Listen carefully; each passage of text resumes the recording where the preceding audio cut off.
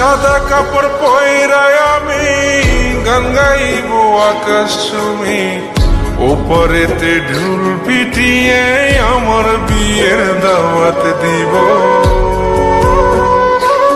আমি মাটির একখান ঘর বানাবো, খেজুর পাতার ছাউনি দিব, বাঁশের খুঁটির বেড়া দিয়ে মহাকালের ঘুম ঘুমাবো।